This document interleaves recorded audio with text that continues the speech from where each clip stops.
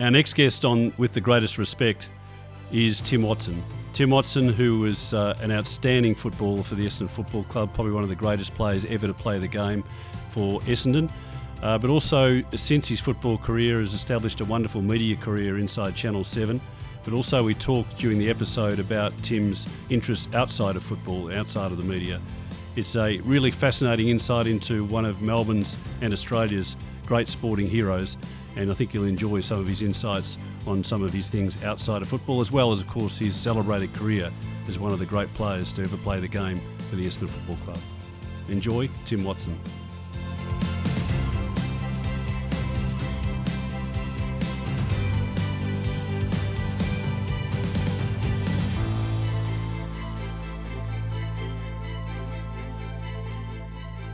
Tim, welcome to With the Greatest of Respect. It's great to have you. Yeah, no, great to be here. Good to see you again, David. Tim, I want to ask straight off the bat about your childhood in Dimboola and growing up as a country kid. Can you talk to me about life out that way, out in the Western Districts of Victoria? Yeah, well, it was a busy childhood. I was one of five. I was the second youngest, two older brothers. No boundaries, living in a small country town. There was nothing you couldn't do. There's nothing you thought you couldn't do. And as long as you got home for dinner for night time, everything was okay. We played a lot of sport. We played everything you could possibly play. You always got the opportunity to do that. I tried to follow my older brothers wherever I could. Most of the time they told me to nick off, and so I had to find my own fun somewhere else, but we did. But it was a happy childhood, extremely happy childhood. And who can you remember who your heroes were when you were growing up? And probably to that question, when did you start getting introduced to the game of football? At a very, very early age, I got introduced to football. My dad played one of the local country leagues, so we would go to the football with him, and I can remember my earliest childhood memories of football are sort of him playing at Durang Kayada, which was a tiny, like two little tiny siloed towns that came together and formed a football team. Dad was very much a stay-at-home football, and he did move out of the goal square. I remember sort of helping him carry his Gladstone bag to the footy. And apart from that, my earliest memories of football were like we barracked for Richmond, so we were a Richmond family. I remember watching, I was out at my great auntie's place. I remember us watching the 1966, the end to the 1966 grand final between Collingwood and St Kilda, the only time that St Kilda won a flag. But it was around me the whole time, footy. Did you have a Richmond football jumper with a number on the back of it? Who was that? For Christmas I got, we didn't have a lot of money, so I didn't get a Richmond jumper. I got, my mum made it look like a jumper.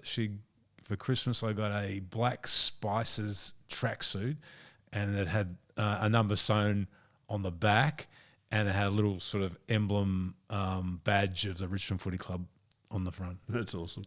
And who was your favourite player? All the Richmond players. So, like, sort of broadly speaking, for Richmond, and then your own country town as well. So for me, like, Royce Hart and Kevin Sheedy, who obviously I came in contact with later, and Kevin Bartlett, and Richmond around the late 60s into the early 70s were a really strong, powerful club, and we loved Tom Hafey in our family too. My dad loved Tom Hafey. He thought that he was everything that you needed to be a coach.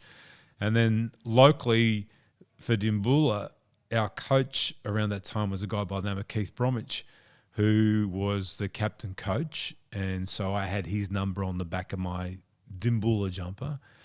And like, the extraordinary thing is, it's amazing how life plays out.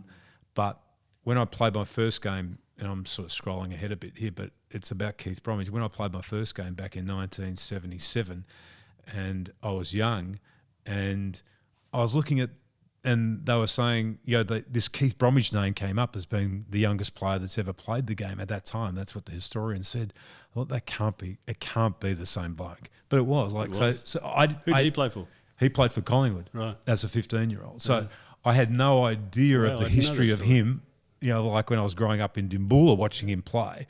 that he was this same bloke that no one had ever told me, or he'd never told anyone else that he'd done that. So it was just amazing to see that. Let's come back to Keith, but just back on Dambulla. So, your father was what did he do for a living? Dad worked on the CRB, which was Yep. the Country Roads Board, and Mum was a kindergarten teacher. Right. Yeah. And when you went to Essendon, did you stay in school until Yep. what age? I left at the end of year 11. So when I went to Melbourne, I was in year 10, and I finished year 10 into year 11 in Melbourne. So the decision to come to Melbourne, can you talk us, because it's a great story and I've heard it many times, but I'd love to hear it again for our listeners. So you're clearly excelling in country football. The decision is made for you to come to the Big Smoke. Yeah. Can you talk us about the discussions you had with your parents and the role that Essendon played in that? Well, I got a letter, just to backtrack a little bit, I got a letter before Christmas from the Essendon Football Club. So this is 1976. This is 1976, before Christmas. So I was 15 at the time. I got a letter from them to say that they were going to invite me down to play in a practice game the following year. And then the day came, which was a weekend, and Mum and Dad drove me down to Melbourne. And I started off playing in sort of like the under-19 scratch match, and then they took me off. And being a kid from the country, I thought, oh, yeah, shit, that's the end of it. Like, they've seen enough. They don't like what they see. Did you get a kick that day? Well, I got a couple of kicks, so I didn't think I was going that bad. And then Barry Davis, or one of the other guys, came up to me at the time. I'm pretty sure it was Barry Davis.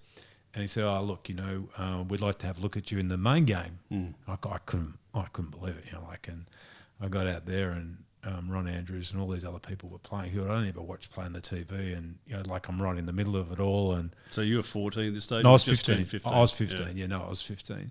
And then after the game, I went to find my parents, and they were standing around waiting for me, and they were talking to Barry Davis, and I think it might have been Jack Clark and somebody else who I didn't know Teddy Fordham. And then I hopped in the car and I said to Mum, what was that discussion about? And they said, oh, look, just talking about you, and, they were thinking that maybe you could come back next weekend and have another practice game. And then they threw up the idea of you going to Melbourne to live. And I was excited. I thought, oh my God, how's that going to transpire? How does all that work out? Anyway, so we went back the following weekend. The discussion got a bit more seriously, and then Mum said that, they'd find private board for me. And my mum had said, Tim goes to church with us every Sunday, so, they've got to be a Christian family, and, we're not a big drinking family, so we would prefer him to be in a household where they don't drink too much and that type of thing. And they said, they assured my mum, Edna, that, they'd found this family. This goes on again for another few weeks, and they said they'd found this family for me to live with, and they don't drink, they don't swear, they don't smoke, and all that sort of stuff. And Mum, by this stage, they were schmoozing Mum, and they were telling her all the things that she wanted to hear. And so the season started in 1977, and I still was living in the country. I hadn't actually arrived back in Melbourne yet, so they came up on a Wednesday night because the Dambulla Football Club wanted to speak to them about my signature. Back in those days, you actually had to get a transfer signed. And so they had a big Dambulla Football Club committee meeting, and Kevin Egan, who was a team manager, turned up with Barry Keem, who was a committee man, with Ted Fordham, who was the chairman of selectors. So they turned up in Keemy's big two-tone Valiant car, had the bench seats across the front. The three of them were sitting across the front. They turned up and they came to our house, and Mum and Dad said, okay, well, you go down and do what you have to do and come back a bit later, which they did. They secured my release. And then they came back, and I'd packed everything. I had a black Adidas footy bag with white piping. I can remember it really clearly. And I packed everything that I had, David. So one bag. One Adidas footy bag. I had everything that I owned in that bag. I packed that. And, I can still see my mum on the back porch and saying, you sure you found this family where they don't drink, they don't swear, they don't smoke, they go to church every Sunday? I said, Edna, everything is under control. This is sort of like military precision. We've got everything organised for your son. Anyway, so they all hop back into the Valiant car across the front seat. I hop in the back, and we drive about a mile up the road so Mum and Dad can't see. They stop and they get an esky out of the boot. they get these tinnies, and then they start drinking. And I hear them saying, "Well, he's not staying at my place." And the other said, "Well, he's not staying at my place." Of course, you stayed at Barry Keane's place. Yes. Well, that's the funny Barry thing. Keane was known for his consumption of alcohol. That's right, and his And wayward not ways. particularly His wayward religious ways. He didn't man have a either. family. He was recently divorced. The other two had families, and then they decided to put me in his house with him. I was like his slave for the first 3 months. Were you unbelievably homesick as a 15-year-old kid going to the big smoke, country kid? Was it that must David, I did not, and I don't even know why, but I was not homesick Really? at all for one day, for one moment. You got to understand, I guess, like it was a childhood dream of mine Right. to be doing what I was doing. Everything was new and different and exciting, and I was going to Essendon High School. They put me at Essendon High School, and like it was a massive sort of school, and that was sort of different and new. And I was getting $15 a week pocket money, which I could hardly spend. I was shouting pies at the canteen across the road from the school at lunchtime, and I was playing footy, and I was meeting people, and I was doing like it was. You loved it. It was like I was in Wonderland, like. And you had success early, didn't you? Well, I played early. Yeah. I didn't think I was going to, but I played after 5 games, and it was just the most exciting time of my life. So I want to come back to your first game, but the decision, because you and I have known each other a long, long time, and I would say, without question, you're one of the most well-read people that I've ever met as far as your appetite for knowledge. So that dream you've just articulated, I would know from knowing you that there also would have been a quest to learn, and then the way that you've devoted your life in many ways to books and podcasts and the thirst for knowledge. How did you marry that up with the dream of playing VFL back then, football, to your desire to learn? Well, I'd have to say everything took a back seat to football. Like it was the thing, and probably to the detriment of my education at that time, because I just was living this boyhood dream, and I was doing the things that I wanted to do. And there was another game to get to the following week, and then after the footy season, that was the first time. The lull post that season was probably the first time where life returned almost to some normality.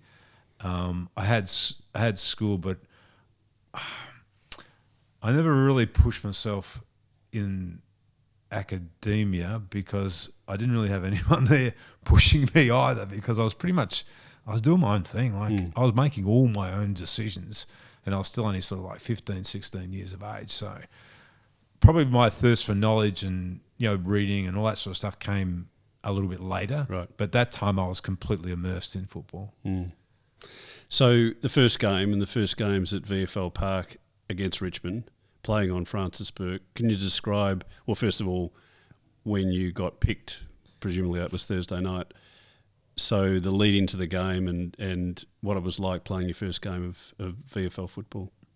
Back in 1977, they used to announce the team on a Thursday night, but I wasn't in the team on the Thursday night. Right. So I got a call up because there was an injury, and so I was told on the Friday that I was going to be playing on the Saturday against Richmond, who I'd barracked for all my life. Mum and Dad, they came down from Dimboola to watch the game, obviously, as well. But I got the call during the day, so I didn't have a lot of time. I didn't have a lot of time to prepare.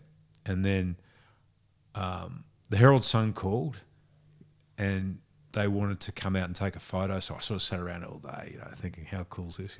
Getting a photo in the Herald Sun. And I found an old Essendon jumper. They turned up, and it was right on sort of dark. It was sort of like, it must have been about 5:30 in the afternoon. I didn't think they were coming at this stage. And so I found this jumper Akimi had upstairs in a drawer, and I put that on. They wanted to sort of get me doing a bit of a run down the street, and so they took the snap. And then I was a paper boy, right? The year before I was a paper boy. So I woke up the next morning, and I went out the front. I got the Herald Sun, and as a paper boy, always you turn to the back page to see, because I'm thinking, okay, well, that's where they'll be. That'll be there somewhere. And I'm flicking, flicking. I said, nothing. They wasted my time, these bastards. They came out there. I put the Essendon jumper on. I ran up the street like a dickhead. And then, so I turned the paper back over, and there I was on the front page. And it just blew my mind as a kid back in the day. I remember back in the day the week it happened, it was a huge story. 15-year-old kid playing. Yeah. It was a big game at the time as well. It was a big deal. Yeah, and then so I play that game. It's a drawn game against Richmond. I'm on the same field as heroes. All these heroes that I'd had as a kid growing up. What did you think when Francis Burke went to you?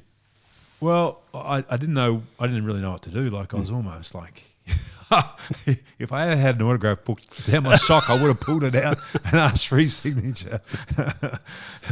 And then that night, so it's an extraordinary result. They drawn game, your first game of football, and then that night, Alf Brown used to line up people to go to World of Sport the next day. So he called to say, he's gruff sort of a fella. He said, we'll send a car for you to pick you up in the morning, And so they did, and I went into World of Sport, and I remember seeing a billboard outside, just one on the paper stand billboards outside one of the milk bars, still from the day before, Don's picked 15-year-old and stuff like it was just surreal. And then we got to World of Sport, and there was a door that sort of was a passageway door, and that's where we were greeted. And so you walked, Bobby Davis was my greeter, and he chaperoned me around once we got inside. He was a lovely fellow, Bobby, and I really got to know him well, and I really liked him right throughout the course of my life. And got through the passageway, opened up, and he said, "Okay, shh, shh, shh, shh." So we opened that final door, and then there's World of Sport, right Lou there. Richards, Jack Dyer, all of them. Ron Casey. It was a Sunday morning, and you could smoke inside back. There's lots of smoke haze in there, and blokes are walking around with tinnies, and there's noise, because they're in an ad break, and then they get back out of the ad break, shh, and everyone's sort of. But it was just like this hubbub of activity that was going on, and I've grown up watching that. On Sunday, we would go to church, we'd sit down and have our lunch, and then we'd sit there and all watch, Jack Dyer and Lou Richards, and it was Bobby. It was just you couldn't miss that on a Sunday afternoon. You couldn't miss it. It was the thing. I used to hide from my father. At Sunday in our family we had to be in the garden helping. Yeah. But I used to disappear, and I had to watch the panel on Sunday afternoon in the World of Sport. Because you thought it was so real too. You're like Jack up one end and Louis up the other, and the Richmond thing going and the Collingwood thing going. So. It was just so much. Did that trigger your fascination with the media at all, or did that come later? That came later. I wasn't ever thinking outside of possibly when I was leaving school about maybe doing journalism, but it was going to be too difficult to combine that with what I was doing anyway. So I did go through the Herald Sun once and sort of spoke to people and that type of thing. But we'll come back to the media. But just in your formative years, so young kid growing up in Melbourne in a football culture, which back in those days was, not like it is at the moment, not necessarily as professional as it is today. No. What sort of values and, the direction, I guess, the magnetic north for you as far as the way you were thinking about life, moving into your 20s, what were you starting to think about? Well, I guess it was, I've often thought about this, David, how if anyone had the opportunity to go off the rails, it was me, because I had zero parental or supervision really from the time I was 15. I really did. I pretty much just decided where I was going to go. So what contact are you having with your parents? Are they coming down to Melbourne much? Or? Oh, occasionally. It was a long drive for mum and dad, and I'd sort of speak to them. Were they at all worried about I guess, where you had been positioned with Keamy? Well, they probably didn't get the full picture. No. Everyone else raised their eyebrows. So what was it that kept you on the rails and kept you, as I referenced earlier, you were almost educating yourself with, the way that you've attached yourself to some really interesting people and and a lot of your interests, which we'll get to in a moment, are also interesting as well. What sort of forced you down that path? Was it just meeting people? I think probably meeting people, growing up with the values that I did. Like my family was really influential in terms of the decision making that I had, like the integrity that I thought. Talk a bit about that, because you're one of the more principled people I've ever met. What are those things that have guided you? Well, it was a fairly, I wouldn't say it was sort of strict in some ways, but like it was pretty much, the best way probably would be to describe it saying just good old fashioned country values. Like that's what I grew up around. Like all my aunts and uncles, and family was important, but doing the right thing was important, and being honest was the most important thing. So it was very much along those lines. Like my mum would always say, do unto others as you would have them do unto you. Like it was Christian values and whatever they might have been growing up as a kid, and those things were really important. Your word, your honour was really important. My dad said,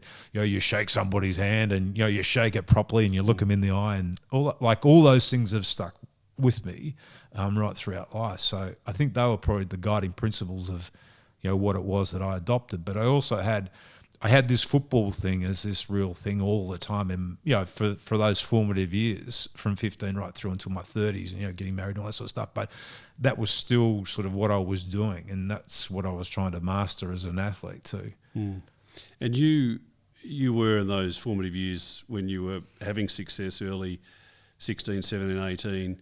And I won't say it was like the Peter McKenna Fifth Beatle stuff, but it was. You became a household name very quickly. How did you cope with that, and what went with that?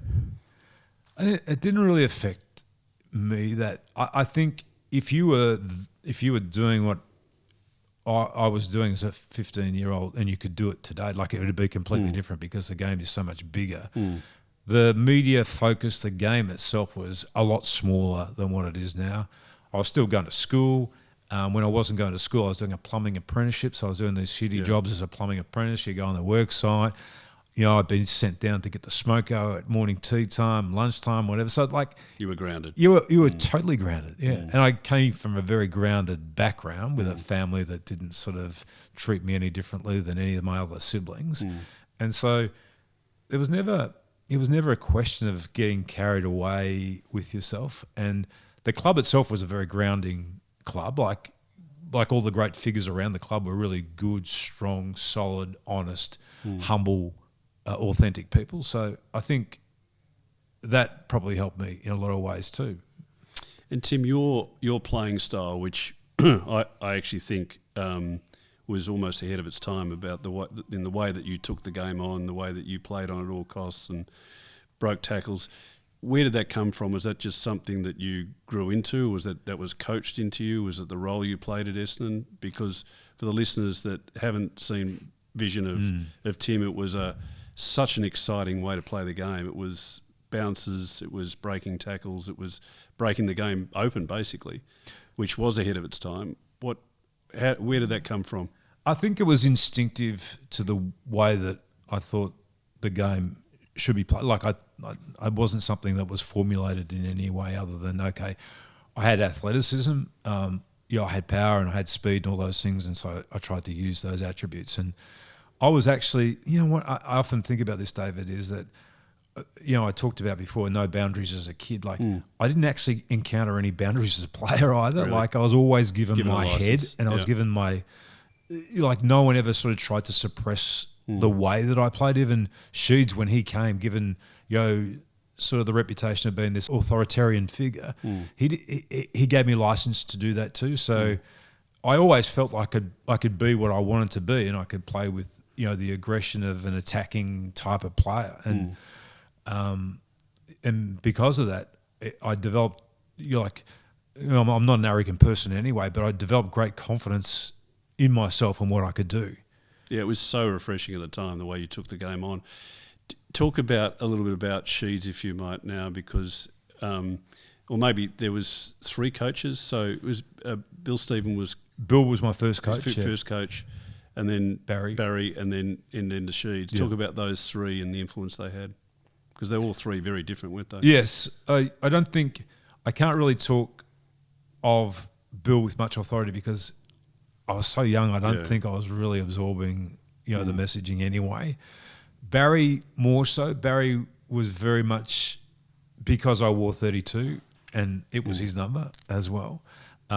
He took a particular interest in me, and even when he was coach, he would take me out to his place and we'd play tennis and have dinner and he'd talk and stuff like that. And I really enjoyed his coaching, his type of coaching, because it was very much a teacher type role coaching, but he was always very, very encouraging. Like, I didn't encounter a coach in the early part of my life where they were like a strong disciplinarian trying to shape me in any particular way. They always, for whatever reason, they just allowed, not that they allowed me to do what I wanted to do, but they didn't try and shape me too much around what it was that I was already doing as a player. That's really interesting. And even Shees didn't try and do that. No, he didn't. No, he encouraged me to take the game on. He did. He really did. He was the most influential though, and for me it was, I remember the year before he was named coach, and we're in the Andrew Peacock room, which was sort of like a social sort of room off to the side of Windy Hill, and we're all in there. We used to go in there for our after match, and he was working for Channel 7 the year before, and before he became Essendon coach, and he came in there and we were just sort of talking away, and he started to sort of talk like a coach, like he wasn't going to be in the media, for very long, which he wasn't. And then he arrived at Essendon, and it was just like the winds of change. It was intoxicating. Like he just changed everything because he arrived in October. Like we hadn't trained at that time of the year before, and he had, like it sounds basic, but he had the scales out on the floor, and we all got weighed, and then we went into training, and we're training 5 nights a week, which we'd never done before Christmas ever. And you had to wear your black and red gear, and you had to have your garters on your socks, and you had to be like, it was actually really exciting. It was hard. It was harder than we'd ever trained before, but at the same time, you just started to believe him. We hadn't played a game at this point, but you actually just, for me, I started to believe, yes, this is what it's all about. Yeah. But success didn't come early, did it? Like, No. In fact, there was some talk about whether Sheeds was actually going to play. Well, he was going to play. Like, they talked him out of playing. Yeah. Right. We were 1-5. I broke my ankle during that pre-season, and so I'd missed the start of the year. The club wasn't going particularly well, and then we turned around and we won 16 games in a row, including the Escort Cup Grand Final and that whole night series as well. And then we got to the end and we ran out of puff and lost the first final. Who were your great friends through that period that you still see now, for instance? Probably the 3 guys who I have most contact still with are Michael Thompson, who I went into business with, and we had an indoor plant business and event planting. And then Alan Stoneham, who came from the Bulldogs after I was there after probably my 3rd year, he arrived with his little red MG and his cockiness and long blonde hair and winter tan. And then Steve Torbett, who came across from Richmond, is still somebody I speak to regularly, and he's up in Sydney now. He was the rucks coach up there, went up there and started to play for the Sydney Swans and stayed. And back in the day, when there was transfer of players between clubs, and so Alan Noonan left Essendon and went to Richmond, and so we got 2 players in exchange for him. So this is back in 1977, so our season was already underway. And I remember Bill Stephen, who was announcing the team on a Thursday night. These 2 guys are standing there, right? So one week they'd been at Richmond playing there. Now he's announcing our team, and they're both in the team to play for us, right? So he sort of got a little sort of scrappy piece of paper, and he said, "Yes, boys, I just want to say that, Alan Noonan has left the club and he's gone to Richmond, and we've recruited 2 players from the Tigers. We've got Don Matson and Steve Sabot." He didn't even get his name So right. did you get a nickname out of that? So he was a funny. He's still a very funny bloke, Torbo. So they'll be best mates. I want to fast forward now to 83, 84, 85, and because I'm not going to talk too much about your footy career because I want to get on some other stuff, but those 3 years where the Essendon Football Club really did dominate, 83 obviously was a bad grand final loss, but can you talk about what it was like to play in that era? You know, the confidence you talked about earlier, it must have been amazing to walk onto a ground knowing that you're in the game every week and the ability to play finals and very successfully defend a premiership. Well, Kevin and others, but I think primarily Kevin built this really tough, hard, blue collar-ish, but stylish, aggressively attacking side. Like, I think that sort of encapsulates what we were back in the day. And we were really good in 81 and 82, but we didn't make the grand final. We were really good through 83. We got smashed in the grand final. But then we sort of all came together properly in 84 and 85. And we were a great team. Like, you look at those players in, say, the 85 team in our forward line alone, you had Merritt, Vanderhaar, Danaher and Salmon. Like, they're all superstar players, and they're your 4 tools in your forward line. Like, it's extraordinary. It's extraordinary talent. Can you tell the story about 84, three-quarter time, 20-odd points down, and what was said during that three-quarter time address? And because it did seem like you really thought you were going to win, even though you were 3.5 goals down. Yeah, well, I think the game had turned in general play in the third quarter, but not so much on the scoreboard. And then Sheed sort of gathered us all together at three-quarter time, and Kevin well, like, he's an extraordinarily positive person, and he talked about like, we've got them, and they're starting to tire, and like, he probably didn't need to say that. I think we all felt that, like, we were going to die out there before we lost that grand final. Then he said, oh, look at over there, Yabby Jeans is, he looks like he's at lost to explain what's going on, and they're panicking, boys, and all that sort of stuff. Like, and maybe it means something to the group, maybe it doesn't, but I still think we had so much talent, and we were just starting to believe that we could beat Hawthorn, and we were going to be a better team than then. And Tim, tell us a story about your decision to retire, and then and I know you had a conversation with my father, who said, long time retired. I think he was president at the time. Yeah. Tried to talk you out of it. The West Coast Eagles tried to get you to come across the next year. What was the reason behind you coming back, very successfully, mind you? It must have been a very difficult decision to make, but what turned out to be a very successful decision. Yeah. It's sort of like those sliding door moments, like, in your life, and you never know if what you're doing at that time, despite what people might be advising you to do, whether it's going to be the right thing or it's not going to be the right thing. And I still had an itch to play, but I wasn't sort of searching for the opportunity, if you understand what I mean. I'd started at St Kilda sort of in a really part-time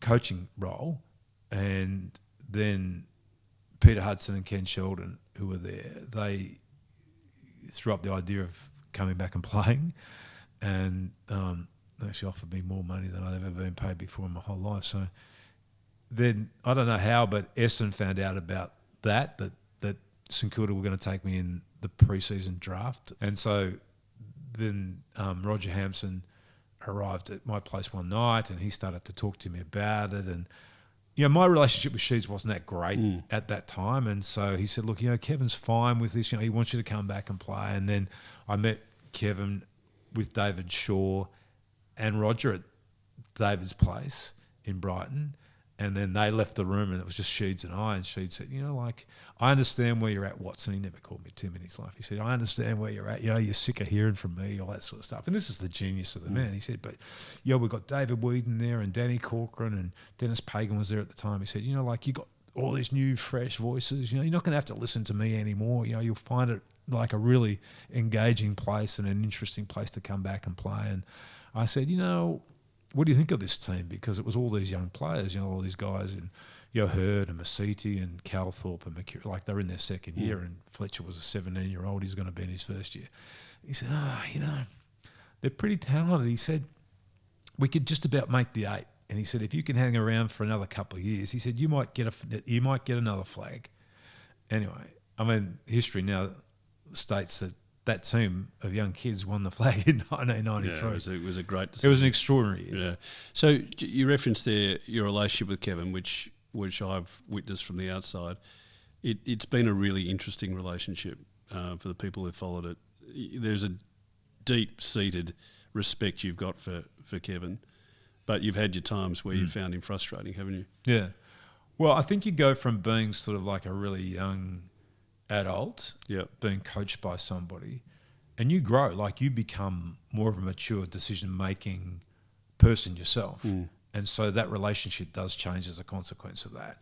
And then if you're listening to somebody for as long as I had to, like I got bored with... I tuned out, like I got agitated. I would sit there and listen to his pre-games and think, you're going on so long, like I've heard this before, and like it didn't connect with me anymore.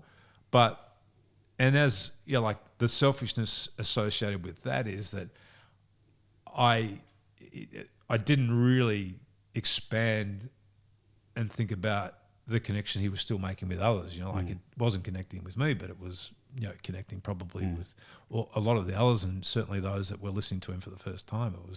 It was great. I mean, it was a great Kevin Sheedy talking to them. So, and I didn't really understand him. I was looking at him more as the man outside the coach as opposed to the coach, and I didn't really properly understand him until I went coaching myself, and then I really understood him then, and I really understood what he needed. Because you reference him a lot in your day-to-day life. I mean, being around you over the years I have, you do reference Sheeds a lot. Yeah, I do, and I really understand him now, and he was a genius, and he was a man of his time, and he changed the face of the game. He led the game for a long period of time because of what he did.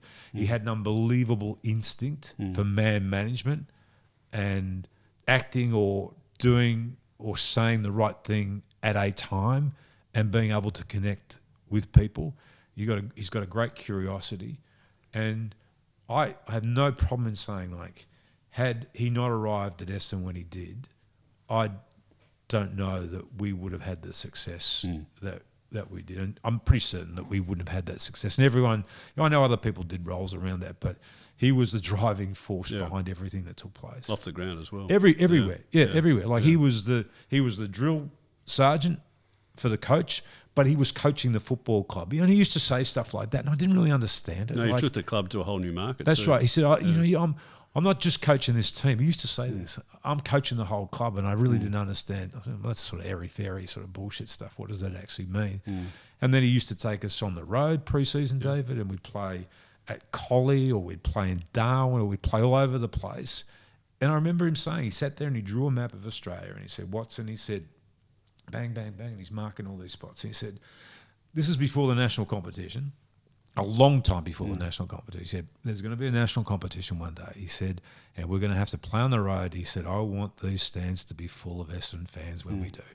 And it came home to me more so than ever before last year when I was watching Essendon play two games, one in Launceston and then one in Perth, that Dreamtime. And I thought, shit, the home crowd. Look at all these Essendon fans. Like he was right. Yeah. He was way ahead of the curve. So we're going to pivot away from footy a bit now. So when did you meet Susie? I met Susie through Torbo. He had dated Susie's older sister. Yeah.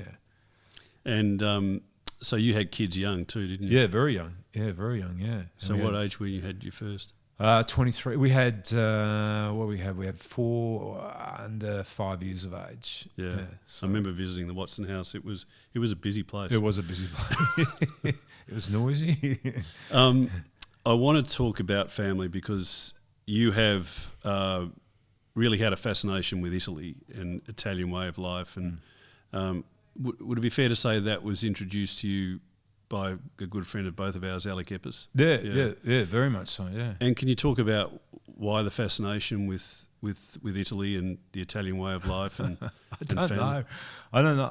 I don't really know why, but Alec, as you rightly say, he introduced me to like the Italian food and family and all that type of thing, and I think it probably dovetails with my own upbringing and family and that type of thing, but it's extended into food and planting grapes and Italian variety, and I've got an Italian dog, and not that he speaks or barks in Italian, but he's an Italian Bracco, which is like an Italian setter.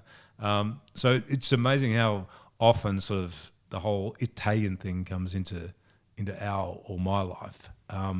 But he's still a great friend of mine, Alec. Like, I still speak to him sort of once or twice a week, and he's been a real mentor for me right throughout my life. And the thing that, like, his optimism for life, he's in his 80s, and you know him well. Like, the fact that, David, he's still planting vines. I said to him the other day, you're not going to see the bloody things grow. You're like, you're not going to live that. No, I will. I just need a few more of these vines. He's got some of the best Pinot in the country, and he's still out there, just planning and preparing. And I said to him last year, like, he got really sick and he nearly died. And I said, mate, I wish I wanted you to get well, because I wanted to say this to you. You and your optimism has been a guiding light for me in my life. Like, any time I've ever felt flat or down or whatever, I know what I need to do is pick up the phone and speak to you. And you are so full of life. You're so optimistic that it rubs off on me. I just want to thank you for that. And further to that, the interest in design and building things, which again sort of comes off what you've done with your vineyard, and where's that come from, Tim? What's been the push as we spoke about earlier, about your thirst for knowledge and understanding of different parts of life outside of football, which I would argue at the latter part of your career you were really now starting to focus on different types of things in the world, and you are a pretty significant reader, listener of podcasts. Where do you think all that takes you in the future, and why the fascination with the knowledge thing again?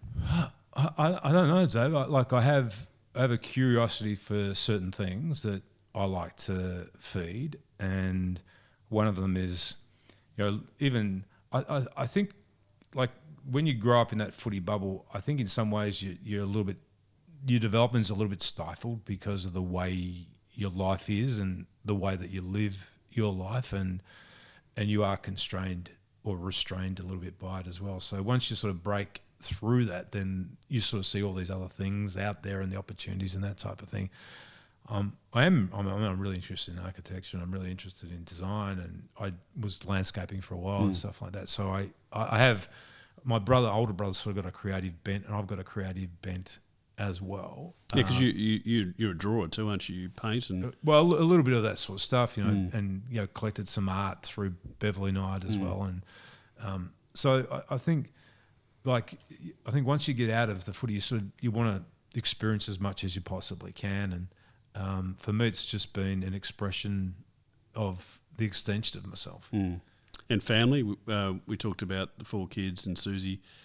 That's such a big part of your life. You've got enormous enjoyment out of your kids and now grandkids, haven't you? Yeah, no, 100%. There's 4 kids, and 3 of them have little ones, and Job's about to have his 3rd. So the other 2 of our other 3 daughters have got 3 as well. So it's a big, messy, noisy, hubbub family. So it's great to sort of have that connection with your children, and like, as a father, footy took me away a lot from that, particularly on weekends, and then you work hard like a lot of people do, and you have to make that choice and decision about, okay, I've got to do that, I've got to provide for the family, and you couldn't do that if you didn't have great support around you. And Susie's been like an unbelievable mother, and continues to be an unbelievable she's mother. An amazing lady. You're playing well above your weight there.